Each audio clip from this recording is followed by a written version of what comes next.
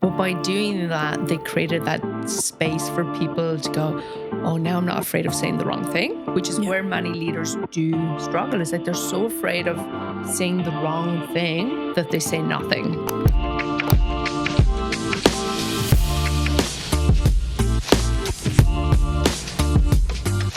Welcome back to Breaking the Binary, brought to you by Coded Diversity. We're your hosts, Art and Jarrett. And Sarah Fraser. We're recording on the traditional lands of the Awabakal and Warramai people. We also acknowledge all First Nations Australians on whose traditional lands you are listening from.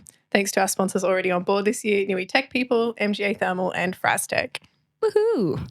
Today, we're discussing diversity as a tool and how it helps grow better organisations with the one and only Claire Quigley. Claire is the founder and director of Launchpad9, a boutique consultancy which aligns people, strategy, and innovation to help clients transform how they improve, innovate, and ideate for exceptional outcomes. I made it through that whole sentence. There's little words in there. She cut her teeth with a number of high-tech startups in Ireland, then transitioned to research commercialization centres and corporates, where she has driven innovation agendas, led groundbreaking product launches, and set the foundation for high-impact collaborations. As well as running her consultancy, Claire is the board director for Hunter If, a for-purpose organisation that connects innovation with opportunity to advance the region being the Hunter. Ooh. She is also a proud judge for the annual National Tech Diversity Awards. Was I meant to say the hashtag? Hashtag Tech Diversity Awards, which celebrates organisations that champion DE plus I never know how to say that one out loud, in creating a thriving technology workforce. Claire lives in the Upper Hunter, New South Wales, with her family of humans, horses, and dogs. We're super happy to have Claire in the studio today with us. I read those words at the end in the wrong order, but that's okay. The sentiment's the same. Welcome, Claire. Welcome. Welcome to me. Hi. It's like when the server gives you food and they say, enjoy, and you say, you too. And then you're like, oh, no. Yes. You can't have my food. I'm sorry, this wasn't an offer to share. Happy to be here, guys. Yeah, it's great to see you both. Yes. Yeah. And we've already had a really good chat about things. I'm a little bit disappointed the cameras weren't rolling. I know. And all of that's gone out of my brain forever. So it might come back up. We'll find out. I guess we should start with some definitions. What is diversity and what is inherent diversity compared to acquired diversity? Okay. Well, I guess in the context of the conversation we're having today about diversity, particularly in organizations, I look at diversity particularly around cognitive diversity, so how we think about things, how we approach problems, and how we build solutions.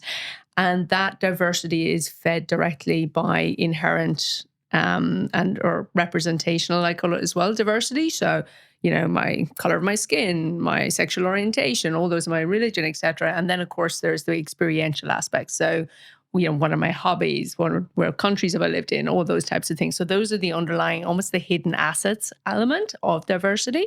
So those are what I believe feeds the cognitive diversity that we have in our organizations. And the more powerful the cognitive diversity you have, the greater the organization is, basically. So why is cognitive diversity so important in an organization?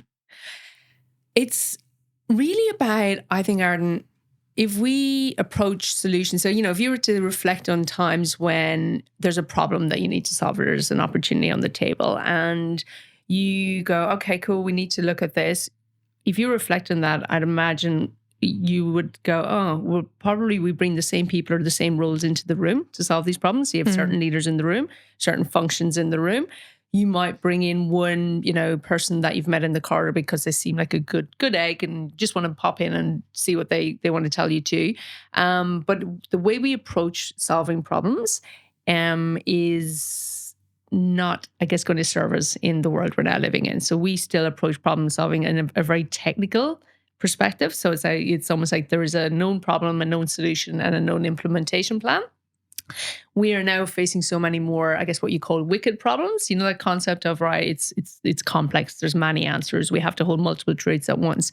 So cognitive diversity with really strong framing questions are what's going to help us to build the solutions we now need. So that's why I think it's so important now. So we're facing globalization. We're facing, how do we create great workforces that we attract and retain great people? Those questions are not technical problems. So that's where I think cognitive diversity is really powerful. Yeah. So I think in the past, we perhaps had a lot of groupthink from people who are very similar to each other. Yes. And diversity brings in lots of new ideas and perspectives on ways to approach problems that are happening or customers or markets. And it just means that you get more opportunities to know what your customers are thinking or the partners are thinking. So, it helps with the problem solving. Yes, and it's more representational, right? We can't sit in a room and, propose to solve problems if we don't have representation from the customer base that we're solving for, or there are people in our organization or in a stakeholder group. So you're absolutely right. Yeah, and, research shows us, you're looking at cognitive diversity in particular reduces groupthink by circa 30%. You're looking 30% upwards. So that, of course, aligns directly with your error rate as well. So I'd be pretty happy if I was reducing my risk of error by 30% by inviting more people into the room that can actually challenge me and give me another perspective on what we're trying to achieve. Yeah. You don't know what you don't know as well. Yes. And I think that's a thing that a lot of people struggle to conceptualize because they don't know how much they don't know because they don't know it. Well, that's one of the things we were just talking about is if it's not your experience, I think the first step is like acknowledging that you don't know someone else's experience and you never will experience it the same. It's important to recognize that and have them in the room. Even if we look at like the classic example, which we were talking about earlier of crash test dummies not being designed. It was designed on like a standard man in, I don't know, the 1960s. And that's how they designed all of the safety equipment. And it wasn't designed for people that varied in any kind of size from that standard man. And as a result, women, even these days, are 47% more likely to be seriously injured in car crashes because as a general rule, women sit closer to the steering wheel, closer to the airbag. They sit differently in their safety equipment. Yeah. And it has we're 17% more likely to die in a car accident than men because safety equipment hasn't been designed for us. And I don't think anyone's a stranger to bathroom wait lines. And you think, how does this happen? And the answer is, for a long time, and even now, architecture and building design was largely and is largely dominated by men. And women not only have they might have the same amount of floor space, women use stalls, not urinals as a general rule. And urinals, you can get a lot more people in faster. And they also have other duties. So even these days, women carry the brunt of a lot of the childcare. So they might have a child with them, or they might be helping an elderly adult, or they might be tending to their menstrual cycle. There are a lot of things that take more time for women in the stall. So whilst having 50% of the space given to a women's bathroom and 50% of the space given to a men's bathroom, which doesn't even include people that don't identify in either space, which is a problem in itself, it seems equal, but it's not because there are so many, it's a different layout. We have different needs. And whilst it might be equal, it's not really equitable. Yes. And there weren't a lot of women to pitch these ideas and men just thought, 50-50, that makes sense to me. It seems like it's important that we have diverse people in the room making these decisions. But what is the impact of having diverse leadership in organizations? I think the first thing we could potentially ask ourselves is, what's the importance of having inclusive leadership in organizations? Because, I recall a really great story that somebody shared with me. She was talking about, we were just talking about how diversity is really not that powerful if we don't have the inclusivity aspect to it. And it was a really simple story. It was basically, we've all played team sports, I'm sure, at some point, right? Yeah. I try to avoid it. We've attended orchestra. Me and Anna are like, it's been a while. Well, I'm from Ireland, so I used to play camogie quite a lot. So do you guys do you? No. Okay, right. It sounds fun. Imagine, yes, it's 30 people on a pitch running around with a hockey stick with a bigger base. We have like what's called a slither, and yeah, it's great sports, but it's pretty full on high impact stuff, right? Anyway, side note, camogie, it's great. I'm from Kilkenny, which is the home of hurling as well. But she shared this story. She was like, look, I was part of the sports team, but she was like the cousin, one of the family members. And they're like, oh, you've got to come with us. Cause the way the older cousins get the job of minding the younger cousins, basically. So she was dragged along to the basketball or whatever. And what was happening was she was there and she was included, or she was on the team, but they wouldn't pass the ball to her. Or if they did, it was like, no, pass it back to Sarah because she's a really good person. That's relatable. I do know that aspect of team sport. Don't pass it to her. She won't get it. And then we will lose. And that's, so then she was hating it, right? But then there was this new person that came onto the team and they suddenly started going, no, give it to Arden, give it to, let her, and then training her and showing her, no, this is how you can make better passes. This is how you can play the ball more. And all of a sudden she was included.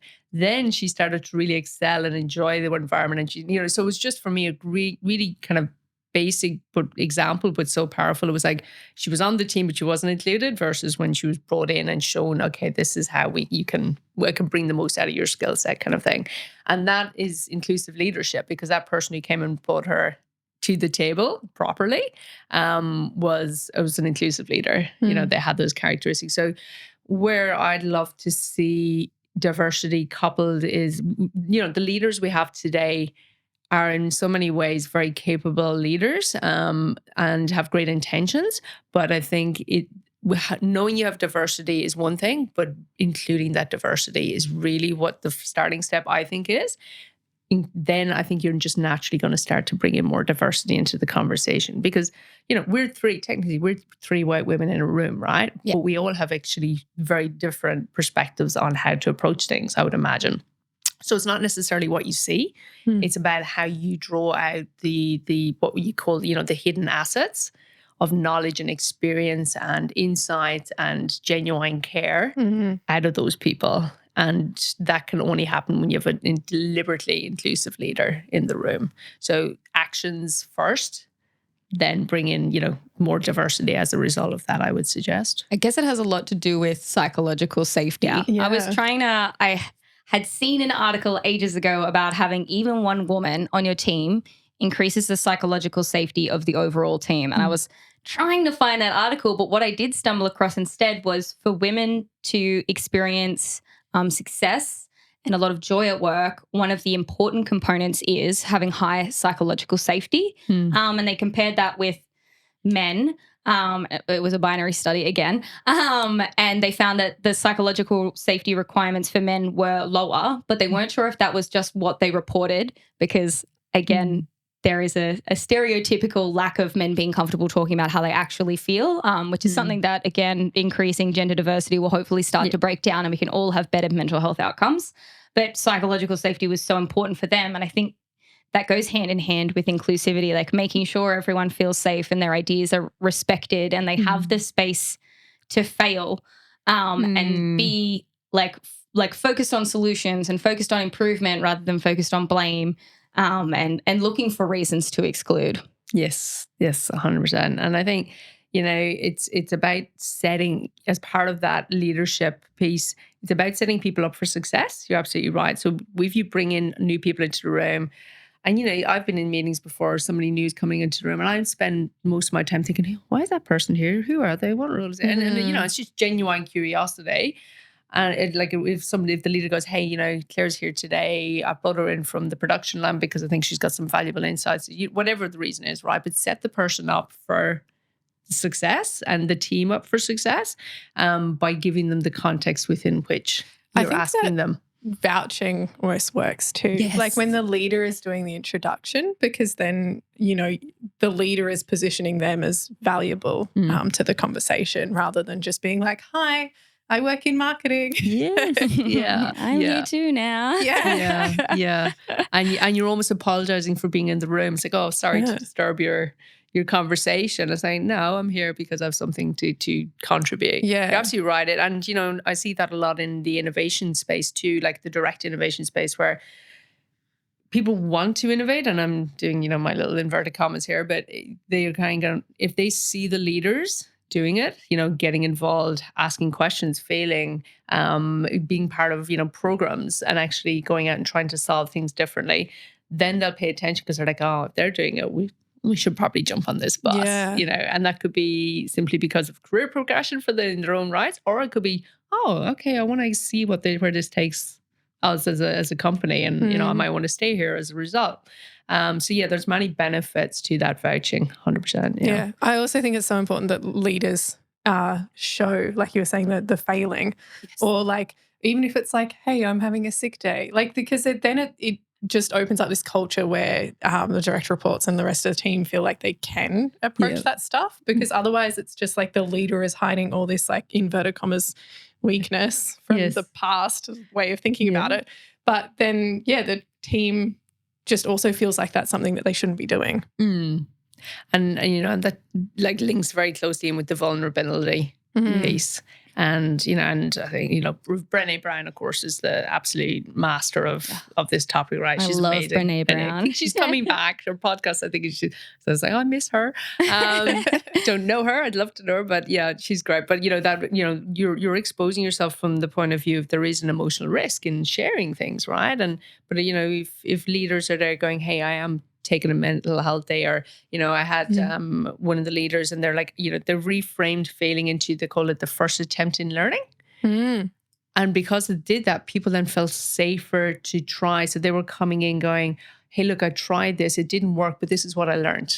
And they looked at it rather than, because again, we come from the old ways of, I treat everything like a project and it must hit this result. And if it doesn't, it's an absolute disaster. Whereas now, if you look at your line, I guess the process of innovation and process of incorporating more diversity, it's more so about what can we learn and what can we do with that learning. And leaders are the ones who need to step up and bring that conversation to the fore. It's also just helpful to have that mindset every day. I was one of those kids that was gifted and talented, and I'm doing the inverted commas as well, which is great content for a podcast. And everyone told me how good I was and how smart I was and how fast I picked stuff up. And I developed this kind of complex where if I couldn't do something straight away, if I wasn't really good at it, I didn't want to do it.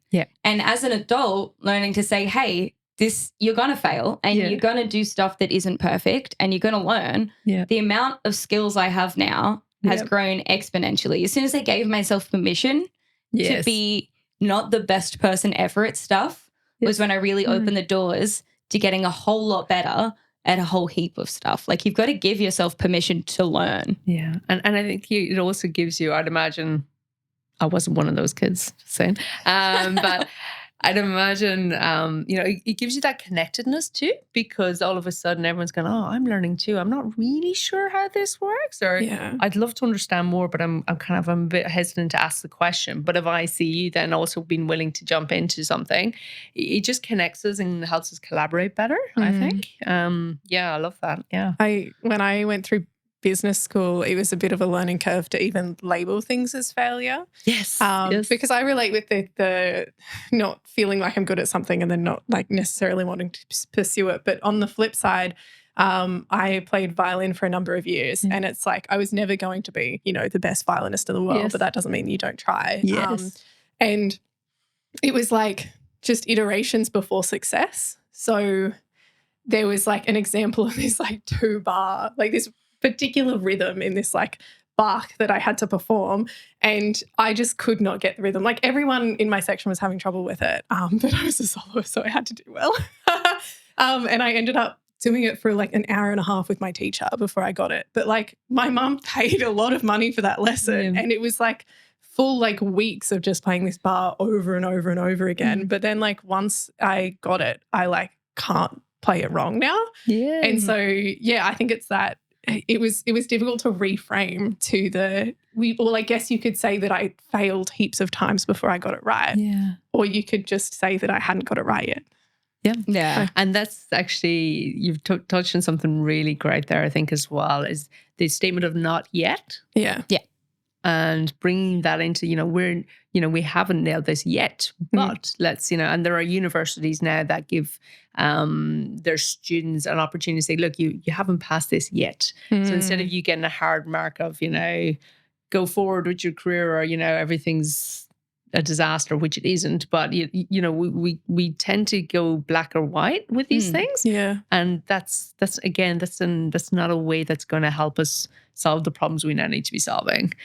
So that concept of not yet, I love, and how you're like, okay, well, I haven't nailed it yet. An hour and a half later, your mom's probably sitting there going, oh my God. I'm really tired of listening to the same bar. As a mother, I'm like, I can feel for her. I have to say though, I have taken up learning cello. And it's a totally different world to me. But again, it's just that trying to rewire my brain to think in another language, and just I'm bringing some different thinking into how I do things. So I think it's so good when I'm doing something new like that. Like if I think, oh, this is hard, I'm going, well, it's meant to be hard. Yes. Like that's why I'm doing it. Yes. So as soon as I reframe it that way, it's like, oh yeah, I love doing challenges. Yeah. Whereas the initial is like, oh, well, it's too hard to do right now, as opposed to being excited to learning something. So would you pull the violin out today and give us a tune, or are you that confident yet? Or? I want to hear these bars now. I've been promised bars. Your introductory theme music. I haven't got my violin out in a few years, so I really should do that. Did learn violin as well, but I wasn't good at it fast enough. And then I stopped learning violin. I played for a good 15, 20 years. Oh my goodness. So wow. Next podcast will just be a violin solo. Yeah, I reckon, yes.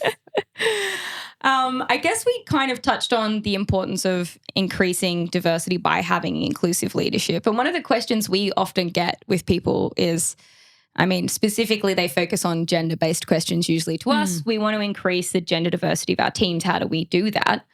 And we often go to, well, what do you have and what are you offering and how are you structured that would make women and gender diverse people want to work there? And they usually get pretty stuck at that point.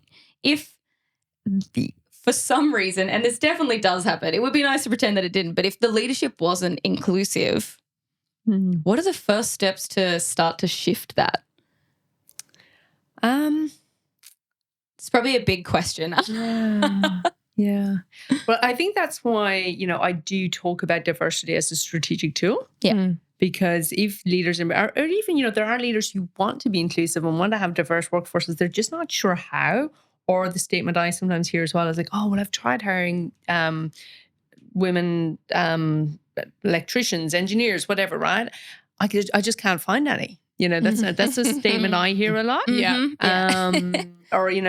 it's like, okay, well, that's because potentially you've taken the traditional recruitment model and you haven't looked outside of that. So we kind of explore that in a way too.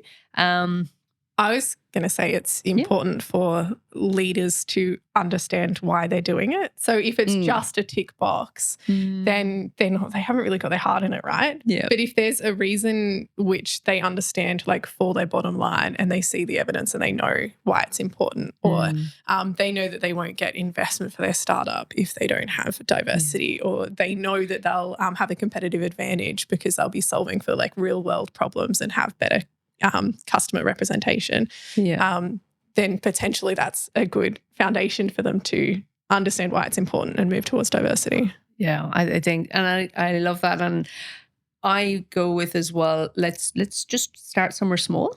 You don't need to change everything overnight. So how about, give me a bit of a hairy problem that you're trying to solve for internally. It could be literally, how do we attract and retain great people? It could be, how do we help our customer, how create greater experiences for our customers. We're struggling with that in a minute. Our call center is kicking off, blah, blah, all those things. And it's like, okay, well, let's take a problem. Let's look at the composition of the team that you've got currently working on that. And I've done this with organizations, and basically we look at the composition, and again, it typically leans back into we've stuck with the status quo of how we bring people to the table based on the hierarchy system and based on the roles in the business. And if we were to just strip that out and go, okay, well, are we representation of the customer in this instance, for example? Oh, hang on, we've only got potentially, sales, maybe GM of sales. We might have the tech people, so head of tech in there, because it might be something to do with an interface, for example. We might have a product management person, those people, right? But have we got somebody who's representing the other end of the value chain in the room? And you know, a lot of the time they're not. People just go, oh, hang on, we don't have somebody here representing the distribution side of the business, or we don't have somebody here representing customer care who actually talk to the customers, for example. And I mean like the person, the human in the room, rather than the reports. You know, you get the voice of customer, which is very important, but need the human sitting there going, right, this is what I've got. And that is a great place to start, because then you're looking at the perspective of the problem you're trying to solve for, and you've all of a sudden you've totally reframed how you're thinking about it.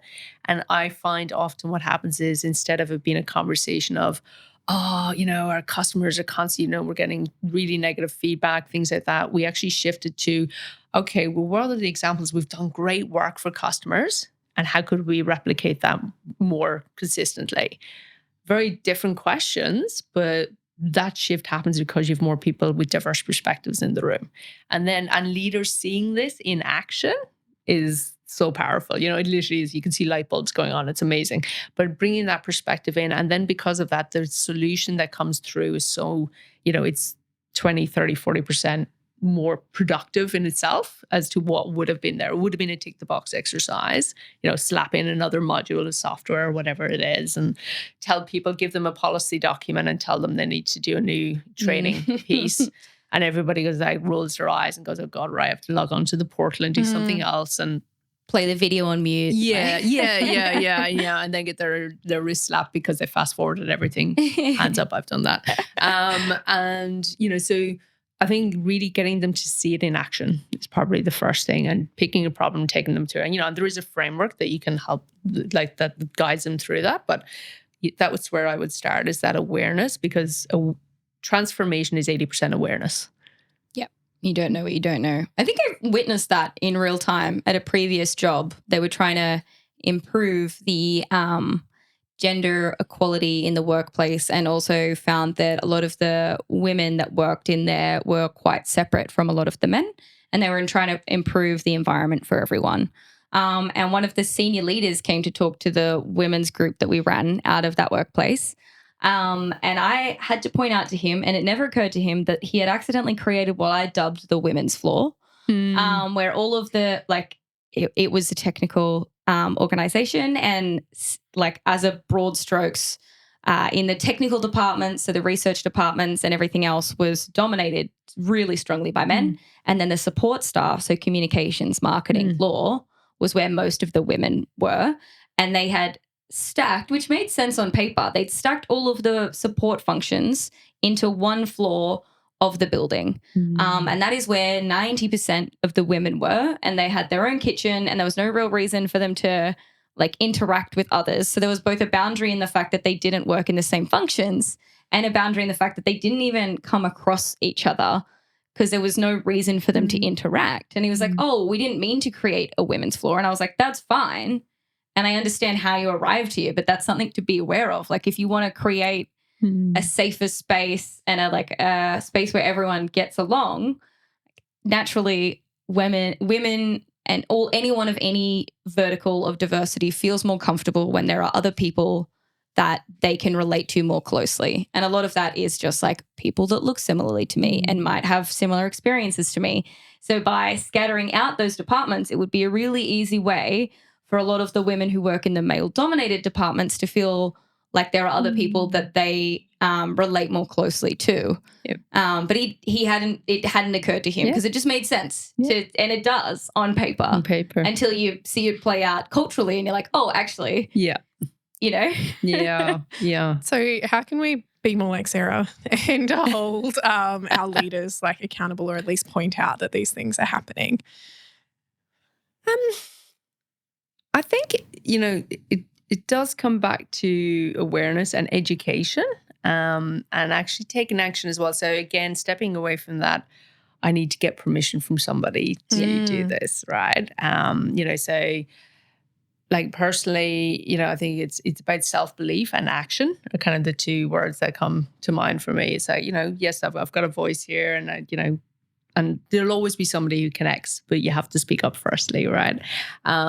So it is a bit of an education, you know, if depending on the size and type of your organization, you know, connecting with people and culture to see, can you do a program? So There's a great example of this play out I saw with I spoke to he's one of the heads of tech in Motorola.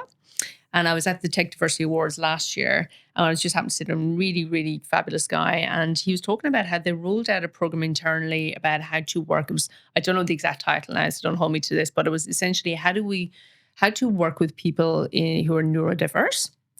And they rolled this program, but it was rolled out by employees who are neurodiverse in the business to us, like, hey, this is a good way to communicate with us. Here's why, and vice versa. And it was all about sharing and collaborating.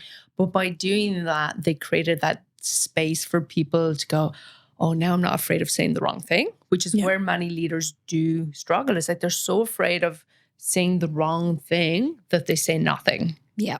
Or they put the blinkers. It's like, okay, well, I'm ticking the boxes and I'm doing what I'm being told to do according to, the board requirements and the regulations that are coming in and all of this stuff. And this isn't just within DEI, right? This is across net zero conversations, all these different conversations that are happening. It's like, okay, well, if I just do what I'm told to do on paper, that's it. But it's like, okay, well, as you say, it's the human piece. So this particular group, they rolled this out, but what it did as well is created the space for the conversation and made it safer to just go, hey, I'm learning. Can you help me again, make sure I'm saying this the right way, or how do you want me to refer to you, or whatever the scenario is.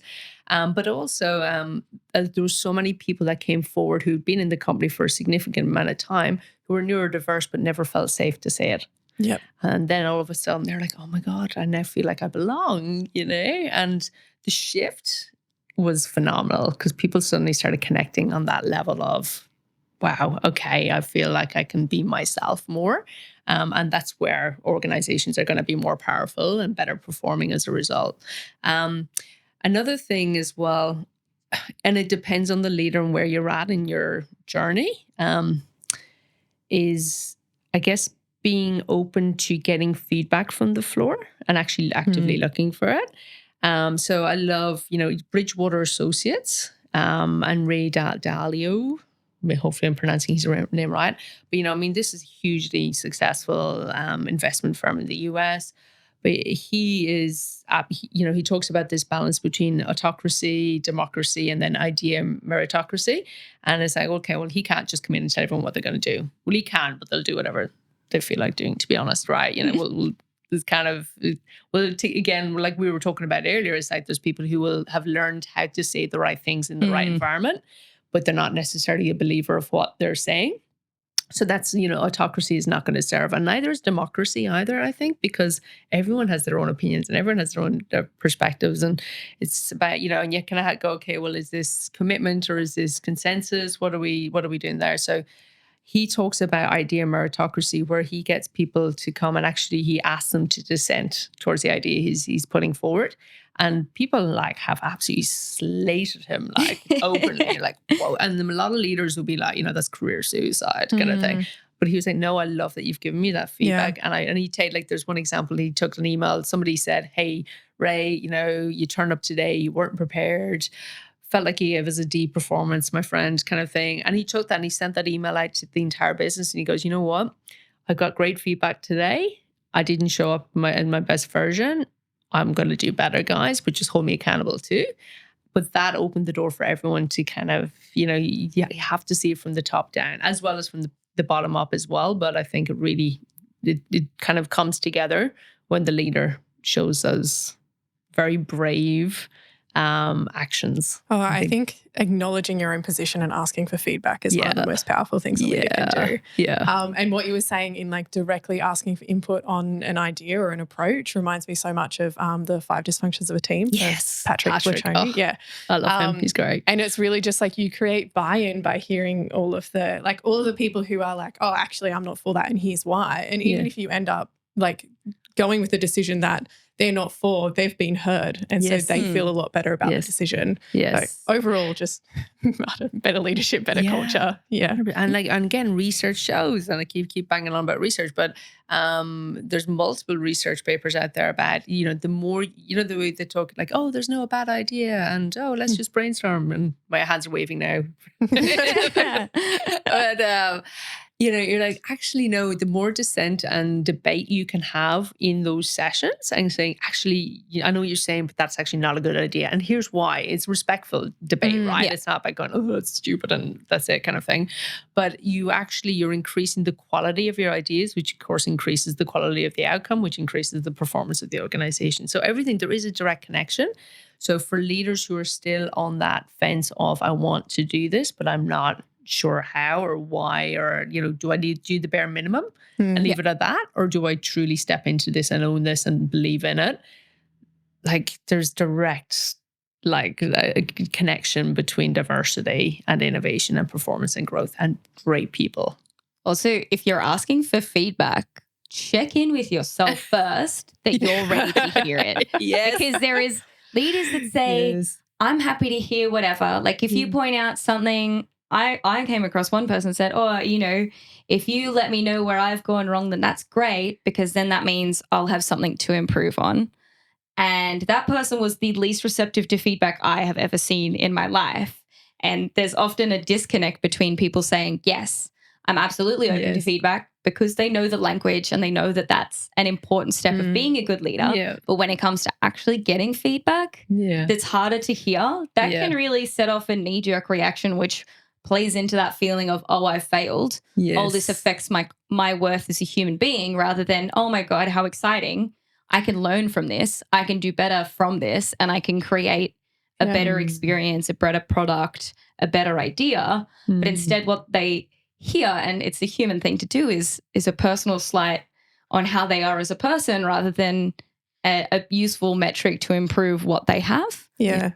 And I guess it's, sorry, Arden. Oh, no, I mean, I was just going to say, I think it's about responding rather than reacting. And so if you feel yourself like, I guess, having a reaction, you don't have to respond to anything right away. Like you can just be like, thank you. Like I'll think about that and let you know. Yeah. And then, come back to them once you've actually thought about how it affects things and what steps you're going to take, if you've decided to take any steps. Because it can just be feedback and it can be someone's perspective. You could gather more information about it and assess whether or not it is something that you need to change. Yeah. And that's it. I was going to say, it's be discerning with what you decide to take on, because that might be one person's experience. You might have just had a really crap day, right? And you just didn't show up in the best version, and we've all been there and we will be there again. And, using as well, being very good at, I guess, using frameworks like the radically candid feedback framework, actually having those kind of tools and frameworks are very powerful, because they give you that anchor point when you're dealing with emotional topics, right? And, if somebody's being radically candid, beautiful, they're caring personally and they're challenging directly. But if there's a bit of ruinous empathy in there, or if there's been a bit of, manipulative insincerity, like that's not what you want, right? Yeah. So being very, as a leader, again, just making sure you've got those types of tools in your back pocket, or, and having coaches, having people that you can talk to about this stuff is very powerful to find other leaders that are doing this, find other people that are on this journey too, and see what you can learn from them. Because there's no right or wrong way. There's many truths in this show, Yeah. I love radical candor. I read it in the Brene Brown book, and I was like, I'm going to hold that close to my chest forever, because I tend to be conflict adverse. And I'm sure there are a few people, they're probably not listening to this podcast, but they're like, I've seen you in plenty of conflicts. And it is often, it's coming from a place of like, I'm not saying this to hurt your feelings. Yes. I'm saying this because I deeply care about both this topic and our ability as a society to improve. So like having scary conversations about unconscious bias to people who have that bias and they don't know about it on account of it being unconscious. One of the things I try to channel in both giving feedback and receiving feedback is a sense of curiosity rather than fear. So sometimes, and it's such a fun thing being a woman hearing feedback, because I'm like, if I was a man, what would this feedback be? And I hate that that's even a question I have to ask myself. So I had one instance where it was described as not professional enough to do a role. And I, knee-jerk reaction, I was like, no, I am. I have this experience. I've done this before. This is absolutely something that I can do. But instead, I tried to lean into it and I said, what would you define as professional? Because I need to get the scope of play. Like if I'm not kicking the goals, that's fine. But I'd like to know where the goalposts are. And it's always really fascinating. And it kind of helps me break down what feedback is helpful, well thought out, coming from a good place, and what feedback might be based on other contributing factors, because they couldn't tell me how they defined professional. And they couldn't give me a good example of someone that was, but they just knew it wasn't me. And I was like, oh, if you could give me some qualities to look for in professional. And they said, well prepared, and puts everyone at a sense of ease. And I was like, I thought that I did that. And then when I did squeeze them for an example, they gave an example of a man, and the man is great, but he's never been prepared in his life. And now I'm, and I wanted to take on that feedback because I was like, this is something I can learn from. This is a role that I would really love, but I can't do anything with this. Yeah. Like this wasn't actionable. All I know now is that I'm not right for some vague reason, and that a man is right who doesn't meet the only criteria you gave me. Yeah. Like, is it possible for me to ever be able to step up into this role, or am I just wrong with how I am as a person with factors that I can't change? So I think it's worth exploring there though as well. Like for me, what's interesting there is like at the start, you kind of said his benchmark was becoming your benchmark. Yeah, you were like, oh no, I am good enough.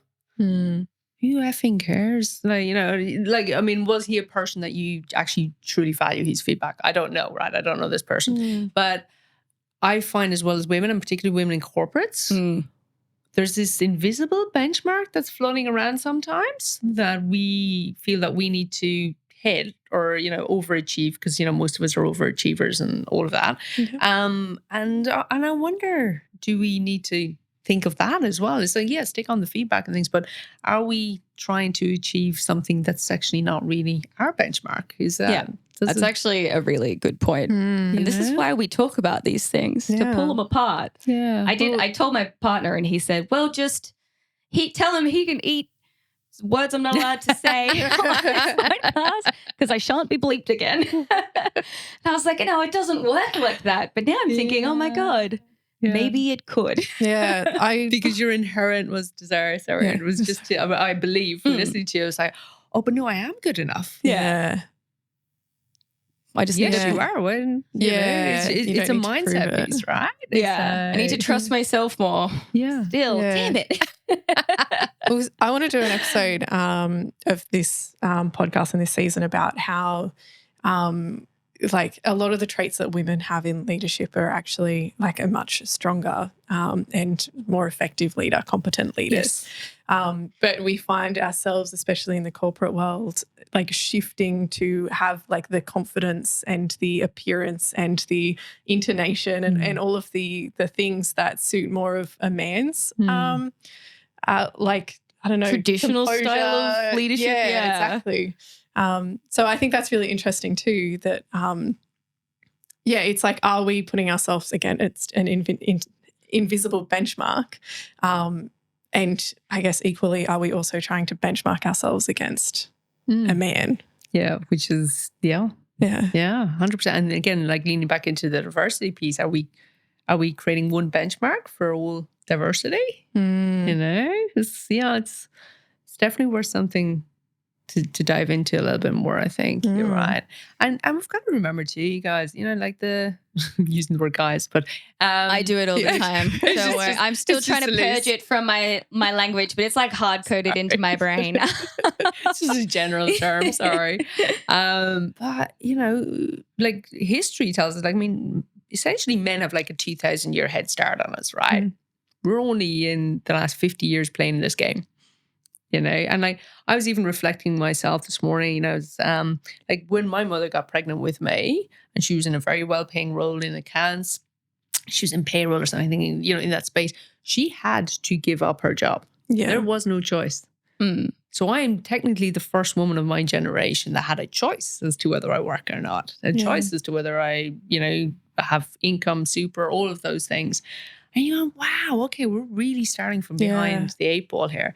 And look how much we have achieved and look how much we are showing like progress. Yes, we've still got a 19% gap in Australia. We've still got a hell of a way to go, but we've done relatively a lot of stuff in that short period of time. So, I think we're still very open to learning and doing better. But yeah, sorry, that was a tangent. No, 100 years ago, we weren't even allowed to wear pants, really, which is just wild. Like, at what point did they look at women and be like, no comfort for you, thanks, just skirts? Yeah.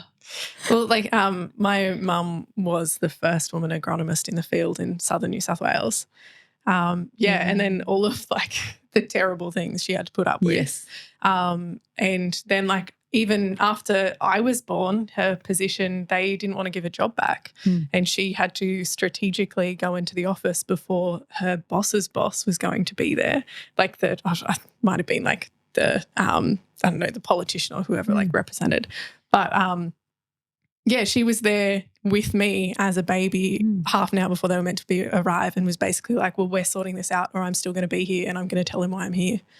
I mean, hopefully no one has to do that now. Yeah. You'd hope. Yeah. It's wasn't that long ago. I don't know. It's still more common than you'd want for how far we've come.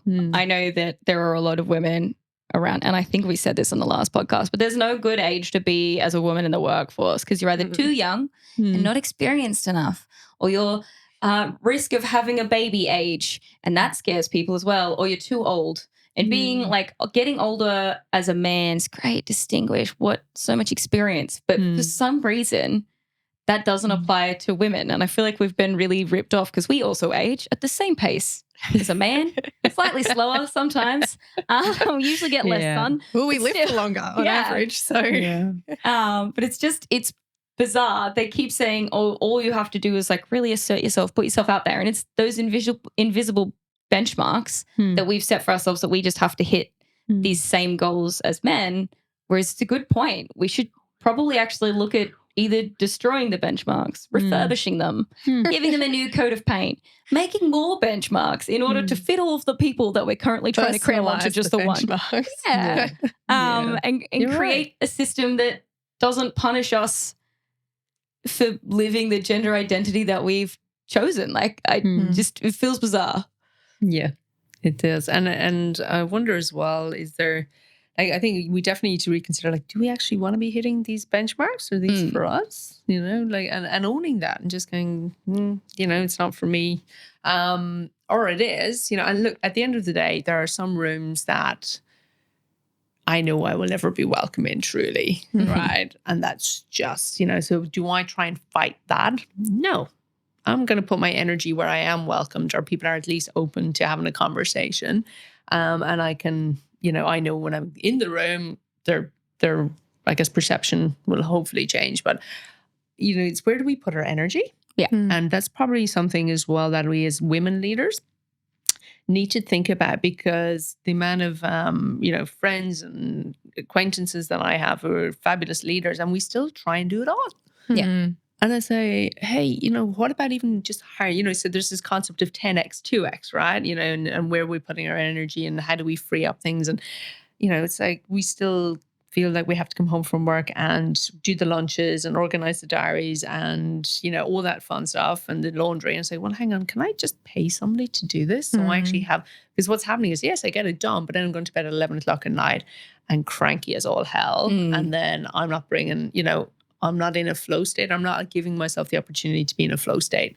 And if I can't do that, I can't show up at work in a best way. And then if I'm going into the room asking for more diversity and inclusivity, and I'm about to rip the head off somebody, because I've been up until 11 o'clock. And this, there's a snowball effect is what I mean, I guess. Is that we need to remove some of the things that are tripping us up. Yeah. In order to that and make that acceptable. I have no problem with somebody coming and cleaning my house. go for it. Sounds It's- ideal, actually. Yeah. Should look into it. It's the best. You know, I have a friend and her dream is to have somebody to be able to come and cook for her every night. That's her thing. This is when I know I'm successful, Claire. Yeah. I'll have somebody who's going to be my personal chef. And I'm like, oh, that's good. I like that. My husband's listening. You're an amazing chef. So you're still hard. But yeah, you know, I think we possibly need to be a little bit smarter, like hold ourselves accountable. So there's holding others accountable, but we've got to hold ourselves accountable too. Okay, am I showing up or am I giving myself the best shot here? And if I'm not, are there other things I can do? You know, and reflecting on that. Because we can't put it on everyone else, and we can't. It's like, you know, some employees going in expecting the leadership to do everything and fix everything.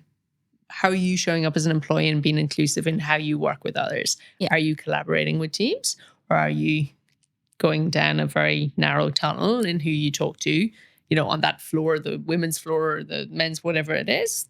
That's the stuff employees need to look at too. Yeah. I guess it's having a good sense of your boundaries as well, and then what the appropriate actions are for when something's crossed a boundary. So say if you don't have the time for the washing, which is a perfectly reasonable boundary, like I have a boundary of I want this much rest time, or I would like this much. And then once you've realized that, hey, I've actually crossed that point, what do I do now? I like to, when you say putting in the energy, I get into a fair few discussions around women's issues with people who don't work with a lot of women.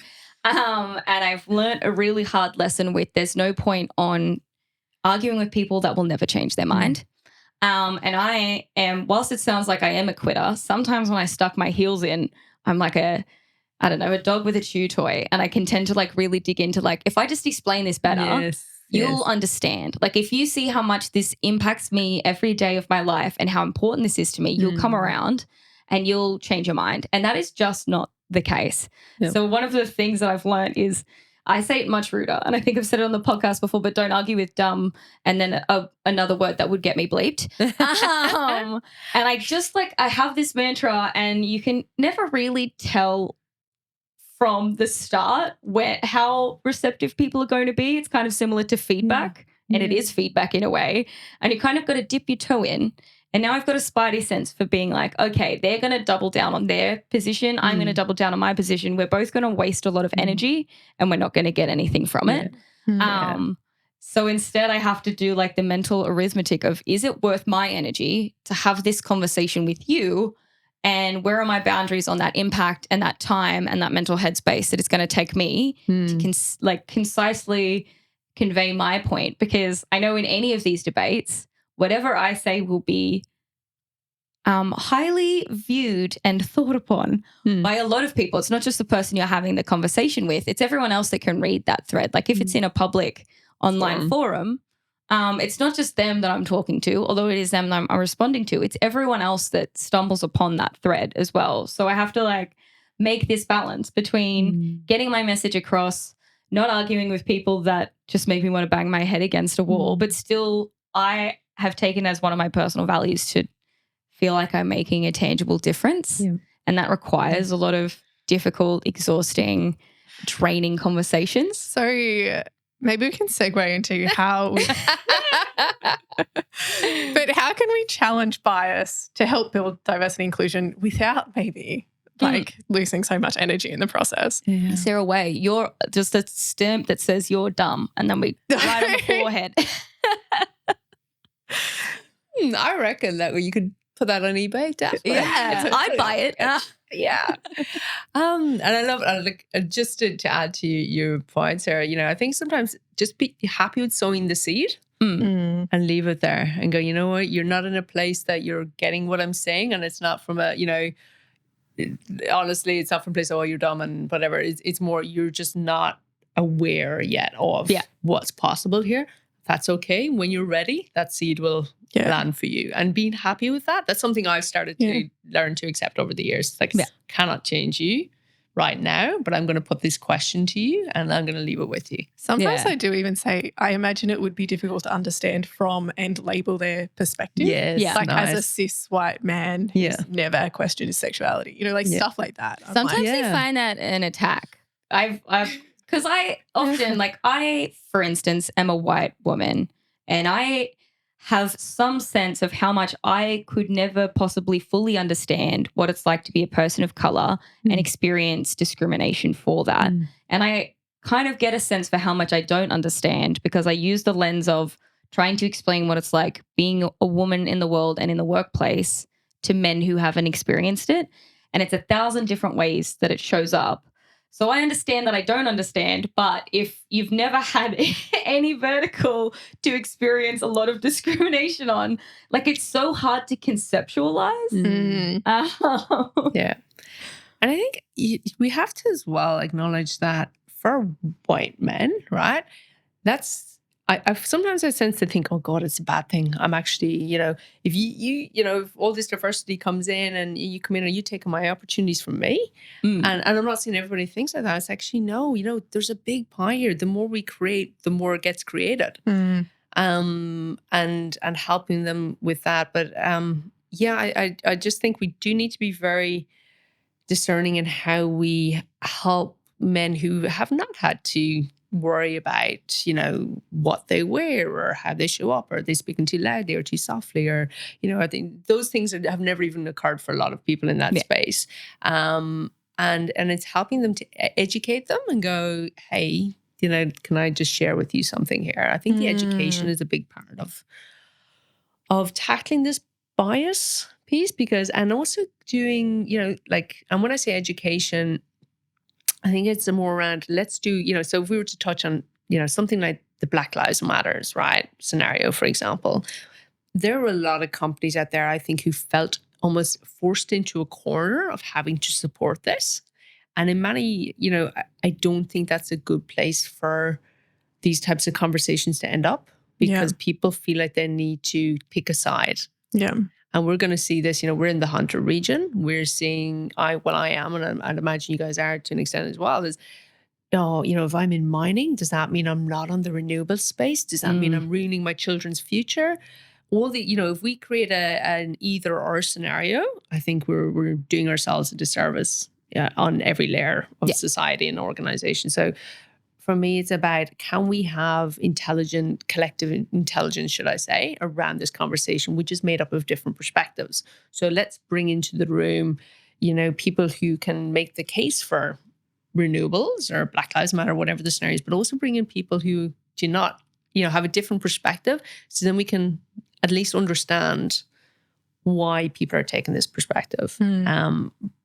I sometimes worry that organizations tend to go, oh, should we be latching onto this? Should we be, and Nike and a couple of companies totally face planted on this, because people knew it wasn't authentic. Yeah.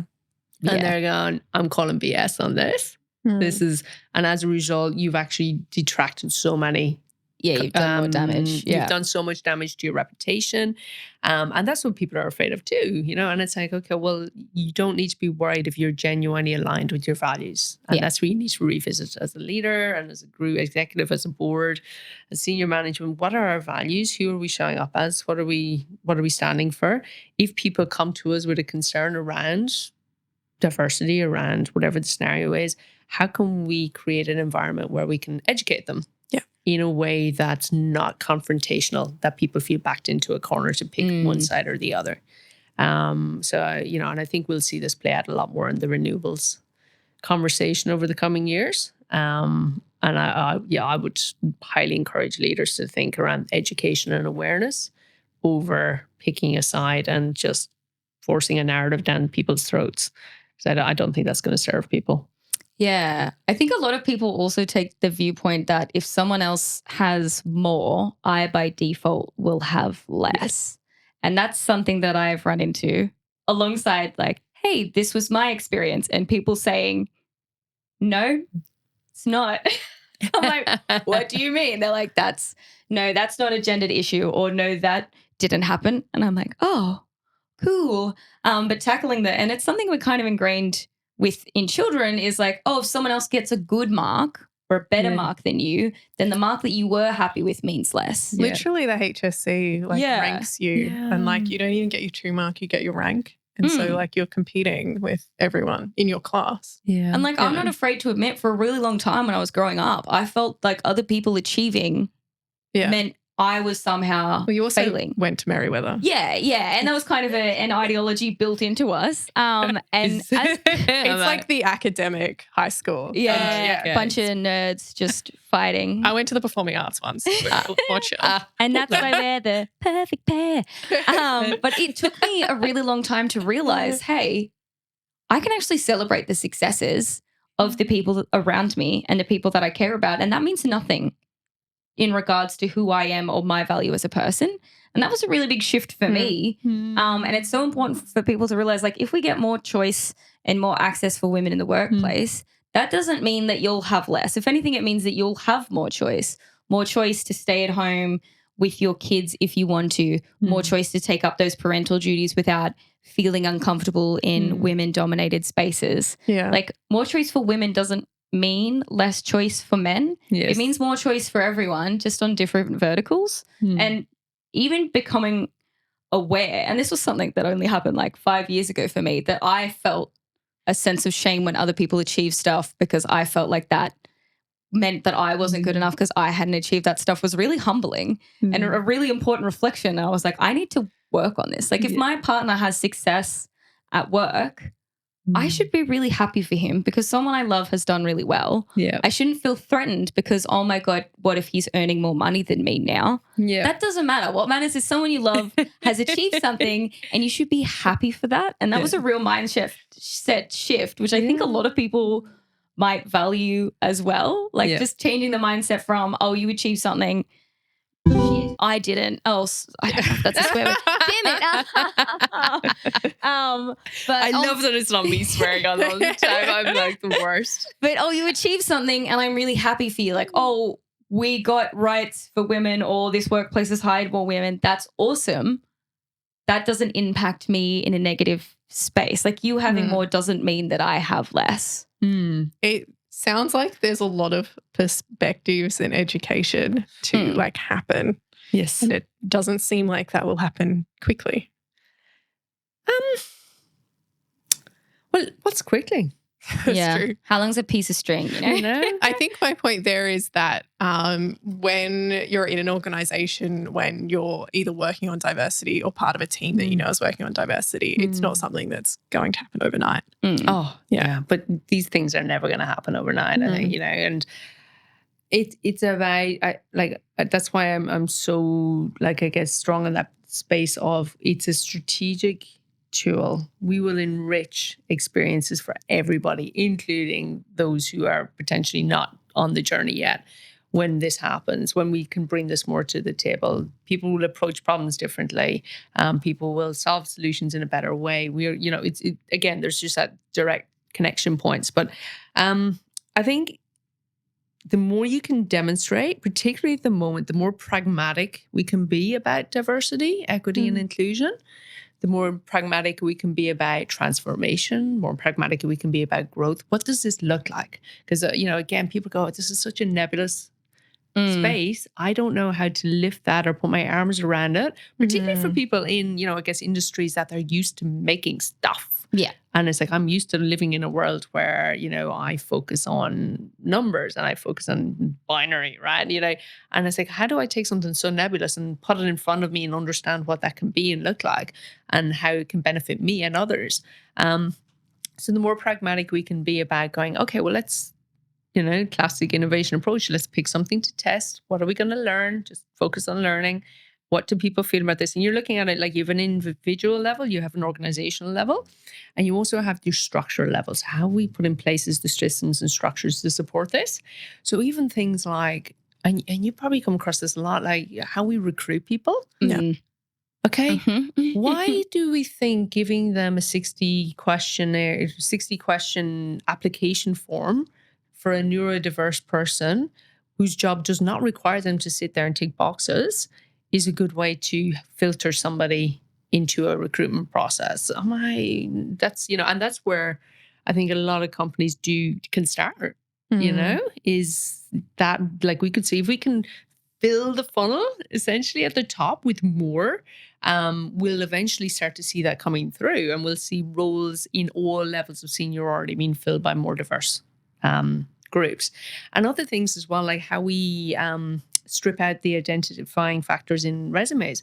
A lot of companies that I have worked with still have, you know, your name, your age, what school you went to, all that sort of stuff, right?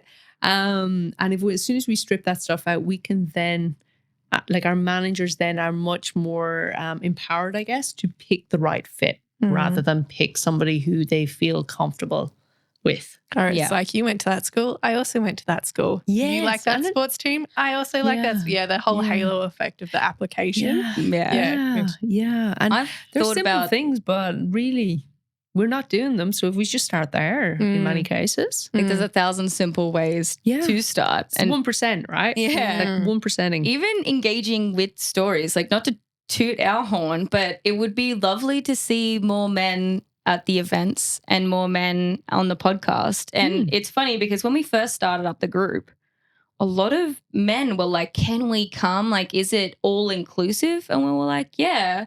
I think it's important for us to create a platform for women and gender diverse people in tech, but it's also important for everyone to have access to those stories. Yeah. And I think most of those dudes never showed up.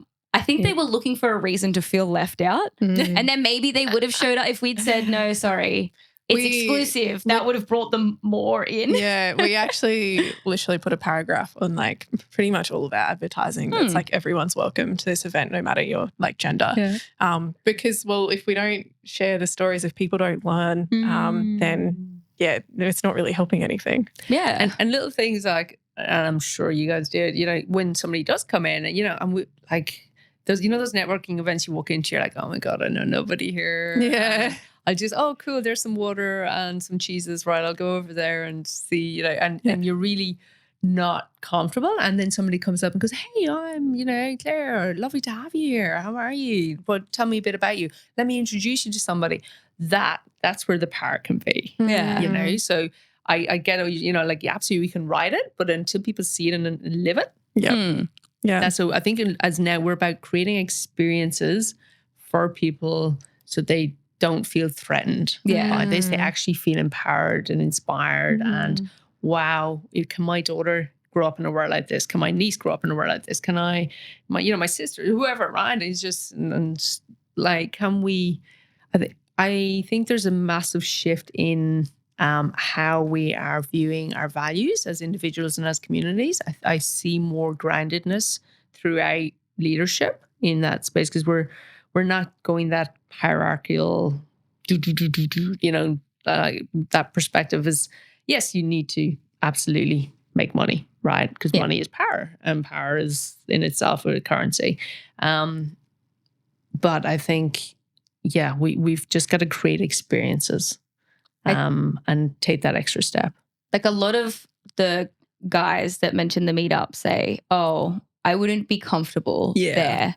I'm like, how do you think I feel at the cybersecurity meetup? It is very interesting having the other way.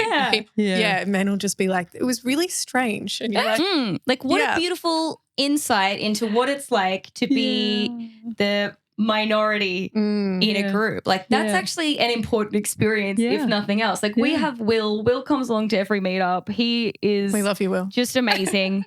And therefore we always have one man in attendance. So it's not like you're going in alone. You know, there are other men there and 2 women, I think was how many women were at the cybersecurity meetup last time I went. Like it's the same thing, but they are confused as to why more women don't attend, but would never consider attending our event because they didn't want to feel like the odd one out. I went to an Internet of Things meetup with Lena once, and we were a little bit late, but we opened the door and like 12 men. No. Like, okay, hi.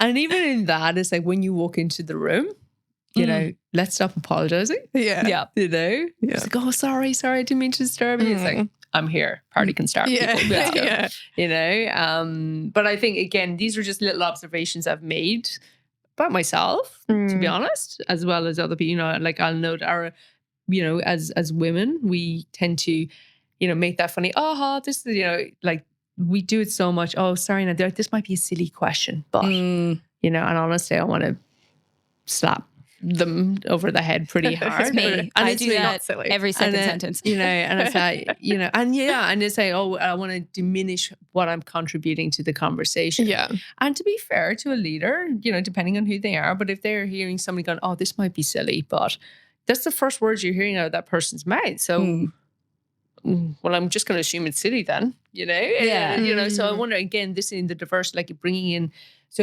the framework, I guess, that I work through with leaders is like the problem perspective. So have we the depth and presence of understanding enough of the problem that we can truly solve it? You look at your approaches, and this is where, you have like up to 6 mental models that you can bring to a solution.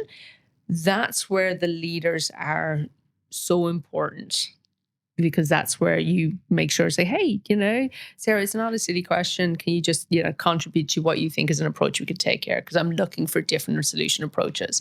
And then, of course, you've got your action. I guess where I look at the action is visibility and accessibility. So it does really lean into what we've talked about already. But if we're doing something like this, if we're testing this out, or we want to do it with a department and we want to get people and culture involved and so on, let's shout it from the rooftops. Hey guys, we're really excited. We're approaching this. Atlassian do this awesome ship it. The ship it days they do. I love, like you have the executives working with like, the new coders and all this sort of stuff. And it's not, but everyone's just there to collaborate and find new connections and all of this sort of stuff. But it's visible, it's great energy. People want to be involved. So let's make this something people want to connect with and be part of the journey. And then, of course, you have the actual deliberately inclusive leadership itself and how that's framed up with things too. But visibility, being proud of it, and definitely not diminishing your contribution. And I love the idea of testing things. Yes. We do that at MGA if we're like uncertain of an initiative. We're like, oh, well, let's run one and see how it's received. Yeah. Again, like with the gender inclusive bathrooms, we didn't initially get that right, but the whole point is the intention, right? Yep. And so then it's like, okay, well, we've done this and now we're receiving feedback that unisex is a bit unclear. So how do we go about this to make this like clear for everyone? So testing it is really cool. And at the end of the day, you're like, guys, I just wanted you to go to the bathroom, wash your hands, make sure everything's left in order. That's all we look for, right? Yeah. Stuff doesn't matter. And like that kind of reminds me as well of there's this great it was just like a short course I did it's called Acknowledge This. I don't know if you've heard of it. So it's ran by these amazing 2 people in WA, because, being Irish, I was starting to get a bit anxious around how I'm doing, the acknowledgement piece of the introduction. I was like, oh my God, am I saying this right? And, I was always imagining somebody coming out with a big stick and whacking me over the head if I said it in the wrong order, if I said the wrong, if I acknowledged the wrong people, or have I said this, and I used to get like, oh, I want to do this right. I guess my intention was good. Yeah. But I was like, I might need to educate myself a little bit more on this. And it was fascinating because, the guys in Acknowledge This, was male and female, and they talked about how it's actually, there is no one set approach. So, we tend to just rattle off we'd like to acknowledge, dun, dun, dun, dun, right? And there's nothing wrong with that, but they said, no, make it more you, make it actually connect with it. So, where are you from? Where are your people from? How does that relate to how you've come to this country? Connection to land. And the connection to land. And it became this totally different lens over which I looked at. And then I wasn't worried anymore. It's like, oh, if I'm connecting to land and paying my respect to the land first and foremost. So I guess the reason I'm sharing that is just we get so caught up in having to, or feeling like we need to do things and not testing it, right? So I just started to test this different way of acknowledging questions. Yeah. And I was also more confident that if I did get it wrong, it was like, you know what, guys, I'm trying. Yeah. I've gone and I've tried to educate myself, and I've done this. I haven't just blurted something out because I couldn't be bothered learning it properly. It was more I've genuinely tried to put this together in a way that it pays its respects to you, and it works. I don't get it right technically all the time, but people like it because like she cares, she's connecting. That's what people want to see. It's the authenticity, right? Yeah, you've actively thought about it and put energy into that. Yeah, but I've tested it. Yeah. And I love that you guys went and played around with that because that's, and And people will hear this hopefully and go, oh, we'll try something like that. Or Yeah. or they might reach out to you and go, hey, can you give us a couple of guidelines here just so we know roughly what are the guide rails in the game kind of for now. And that's really, it's about finding other people who are trying to do this and do it well. Yeah. And we could even count each of these tests as a failure, but they aren't. They're just the not yet. The pathway to success. Yes. I think it's important for people to realize when it comes to, say, the gender pay gap and not enough women or diversity in the leadership level, having the problem happens. Like everyone's going to have problems. Yeah. The thing that's important and the thing that you can feel some kind of way about is what you decide to do about it once you recognize that you have that problem. So having insufficient diversity in your leadership in and of itself is like, I don't know, you can feel however you want, but it's not a crime. But recognizing that and actively deciding that you're happy with how that is and not doing anything. And even if it is a little test, like you're starting small, you have changed the way you've written job ads or you've changed the way you've sourced for leadership. As long as you're moving in the right direction, I think that's where like we've got to place the most value in people's intent to do better, because we're not going to get it right all the time. And it's not a failure. It's just an opportunity to learn. We shouldn't hold people accountable for having these issues. We should hold people accountable for deciding actively not to do anything about them. Yeah. And in that as well, that makes it a respectful conversation for everybody. Because, you know, like I have a very dear friend and she is a very proud mom to a transgender child. Yep. And she's like, you know what, Claire? And we're just chatting with him. She goes, you know, just because is what you are on that on that minority group, she said, it doesn't give you a license to be an asshole. And I was like, you know what? Actually, yeah, you know, there's no right or wrong. There could be people who have really good intentions. Don't be slapping them over the head because they haven't exactly stated something in the way you'd like it to be. And it just gives us that more balance. So nobody's being forced into a corner. Yeah. What they're trying to do is genuinely have good collaboration and good intention behind that. Yeah. It was a bit of a jerk for, didn't think of it that way. And, you know, I've It's learned to interesting. love those moments now because I'm a sadist. Okay. I'm like, oh, wow. Oh, my worldview. This is probably a good thing in the long run, but gee whiz. Yes. Right. You're like, okay, you just totally distorted everything. Okay, well, that's a great note to finish up on. Perfect. I was like, this is a really nice closing. Okay, Sarah, thank you. Sorry. We love you. Okay. Oh, I learned something new about you today. We'll link some of our favorite articles from the research in the description. You can also find our website, codeddiversity.org, linked in the description, our LinkedIn, meetup group and Instagram. Please follow us to stay up to date, and you can come to our meetups, listen to more podcasts, and Coded Diversity does do consulting if your organisation wants to look into how you can improve your diversity. Right. Don't forget to leave us a good review, recommend this podcast to your friends and share it online. And remember, please don't leave a bad review. We're open to feedback, but not like that. Contact us directly, please. I don't need my worldview damaged in the form of a 3-star rating. With 3 full stops. And, Yeah. Just a ... If there's any random facts you'd like to share now as our closing up, Sarah, this would be perfect time. I wrote this one down because I was driving in the car today and I thought about how the color orange was named after the fruit. And I was like, yeah, what a fun fact. And then I was like, wait a minute. How the hell did that happen? So I looked it up and it turns out that the word orange originated from, it was adapted from French, and I'm not going to try to say any of these words because of the dyslexia, and which was adapted from Arabic, which was adapted from a Persian word from the Sanskrit narang, which means orange tree. And they think the Sanskrit word, while it's not clear, came originally from fragrant. And then we didn't have a word for it in English up until about, like, we knew the fruit as orange in the 1300s, and then only in the 1500s did we decide to stop saying yellow, red, and then just say orange instead, which I think is crazy. Anyway, Okay. so I I deep dived into this. What a weirdly specific I thing. saw someone earlier being like, well, pink is the only word we have for a shade of red. Being like, because we've just added white to the color. We don't have a Yeah. separate word for like light blue unless we, Yeah. So yeah, I don't know, colors. It's a color theme today. Yeah, it's Yeah. interesting.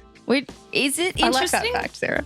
Leave a rating unless you Didn't find it interesting, and then your silence speaks volumes. We'll just send your random fact to Sarah if you want to hear it on the podcast. I will read it out. All right. Goodbye.